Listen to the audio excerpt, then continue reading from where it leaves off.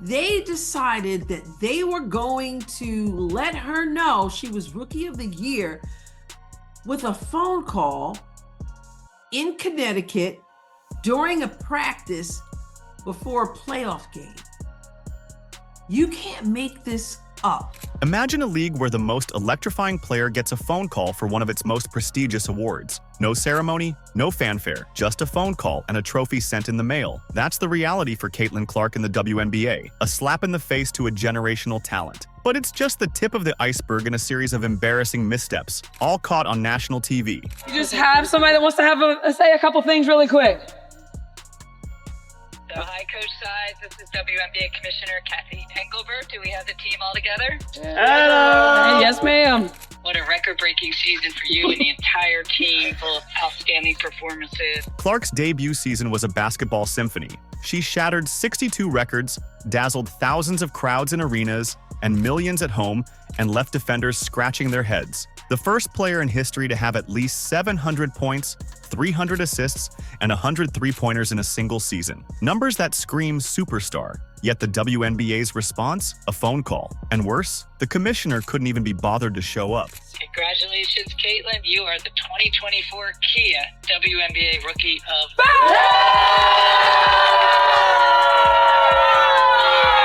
This disrespect isn't just about Clark.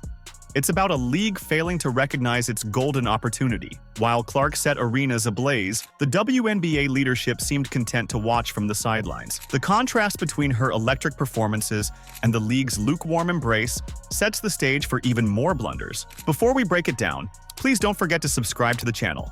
Are you ready? Let's go. Nobody wants to believe that this league could actually be that dense. Professional league, guys. We're not talking about a rec league. We're not talking about even a high school team.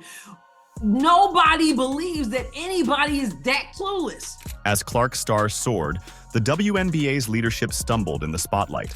Commissioner Kathy Engelbert stepped onto national TV, but instead of championing her league's brightest talent, she uttered words that left fans and players alike in stunned silence. What could she have said to overshadow even Clark's record-breaking season? The answer came during Engelbert's appearance on CNBC's Power Lunch. We do sit at this intersection of culture and sport and fashion and music. Like, the WNBA players are really looked at now as kind of cultural icons. True. And when you have that, you have a lot of attention on you. There's no more apathy. Everybody cares.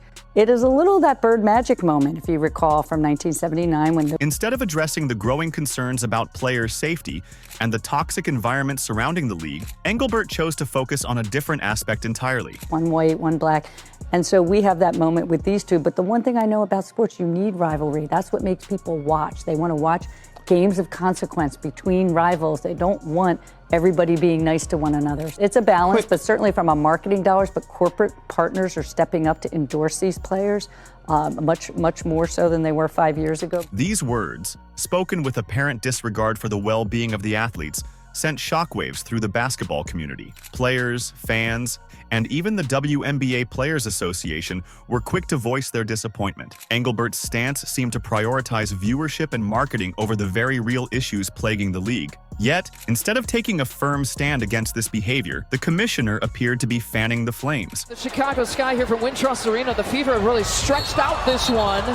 The backlash was swift and severe. Breanna Stewart, one of the WNBA's most prominent players, voiced her disappointment. "We wish Kathy would have used her platform in a different way." This sentiment echoed throughout the league, with players and fans alike calling for leadership that actively condemns negative behavior rather than merely acknowledging rivalry. But Engelbert's missteps didn't stop there. In a 60 Minutes segment about the WNBA, she seemed to dismiss Caitlin Clark's contributions to the league. "No league's ever about one player," Engelbert stated. I noticed when you're asking about Caitlin a lot, you bring up other rookies as well.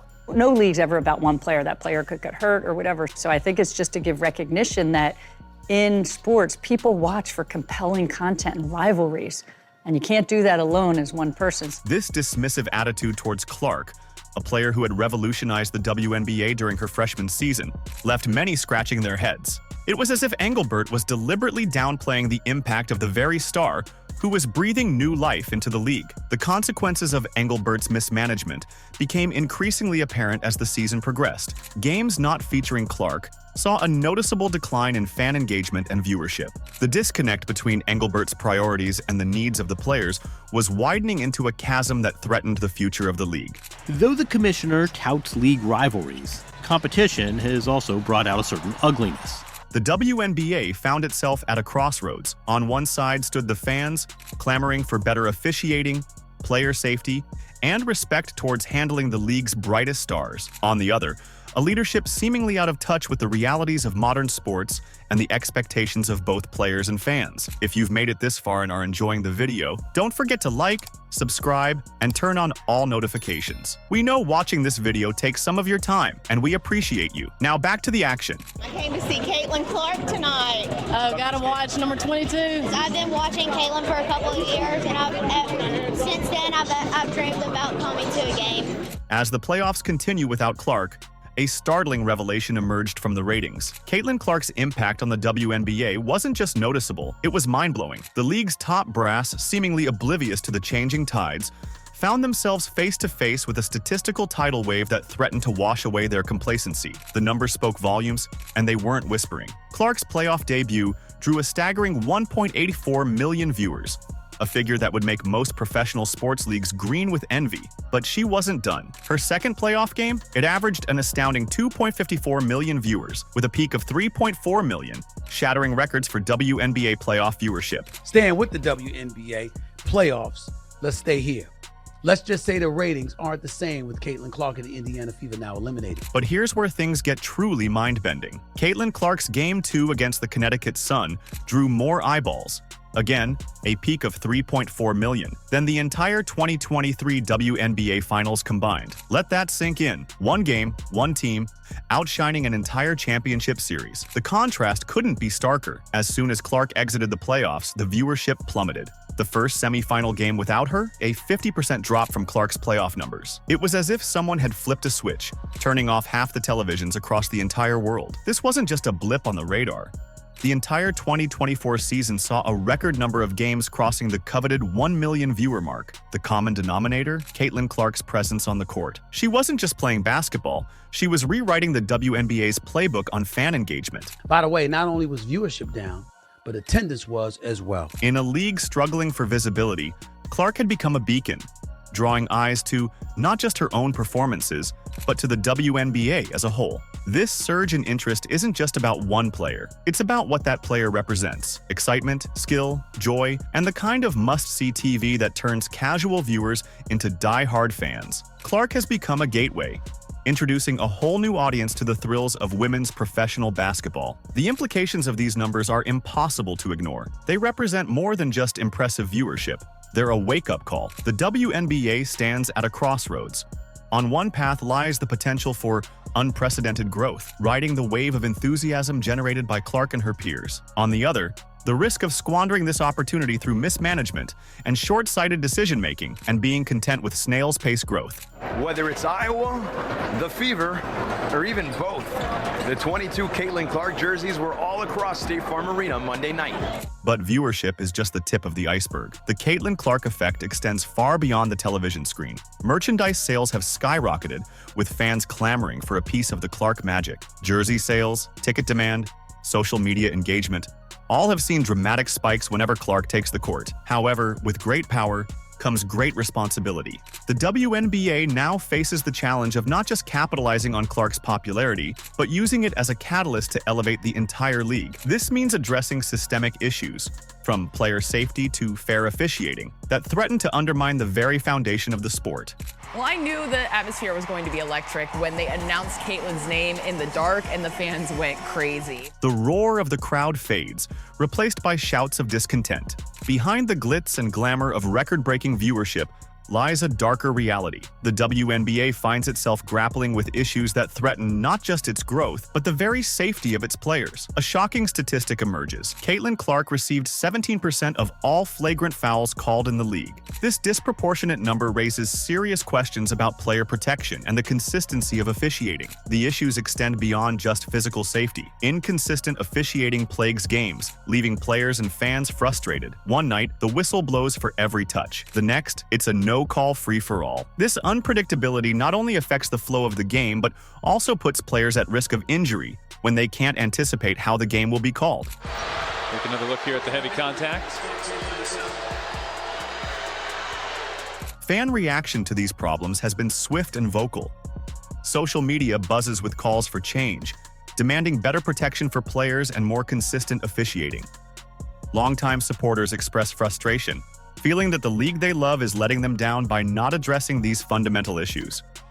Commissioner Cathy Engelbert's response to these issues has left many scratching their heads.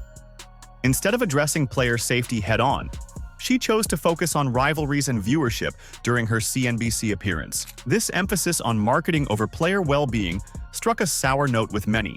The disconnect between league leadership and player concerns couldn't be starker. While Engelbert talks about rivalries boosting ratings, players worry about making it through games unscathed. This misalignment of priorities threatens to undermine the very foundation of the league. For rising stars like Caitlin Clark, these issues cast a shadow over their future in the WNBA. Clark's electrifying play style relies on quick movements and sharp cuts, moves that become increasingly dangerous in a poorly officiated game. The fear of injury looms large, not just for Clark, but for all players who push the boundaries of their sport. One of the marketing offices, they essentially admitted, I'm not going to quote, but they, a roundabout way, admitted they gave Caitlin Clark the gauntlet schedule because they didn't think she was going to be good, and they wanted her to get destroyed through 10 games so that people started watching the other players.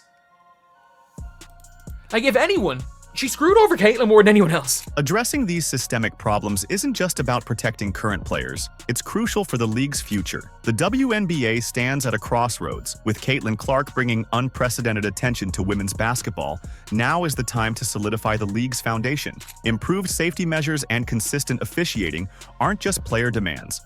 They're essential for retaining top talent and growing the fan base. The clock is ticking. As other professional sports leagues evolve their safety protocols and officiating standards, the WNBA risks falling behind. The contrast between the excitement generated by players like Clark and the league's apparent inaction on these critical issues creates a tension that threatens to boil over.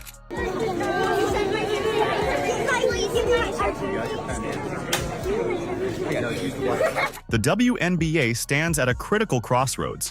Caitlin Clark's record-breaking season has exposed deep-rooted issues within the league. From disrespectful award announcements to leadership's misplaced priorities, the very foundation of women's basketball is under threat. The numbers don't lie. Clark's games drew millions, outshining entire championship series. Yet, as soon as she left, viewership plummeted. This isn't just about one player. It's about the future of the sport. Player safety, inconsistent officiating, and a disconnect between leadership and athletes can no longer be ignored. The league must act now or risk losing its greatest asset, the players themselves. The potential for growth is immense, but only if these issues are addressed head-on. What do you think? Let us know in the comments. Like, subscribe, and turn on all notifications so you never miss out. Click the video on the screen, and we will see you in the next one.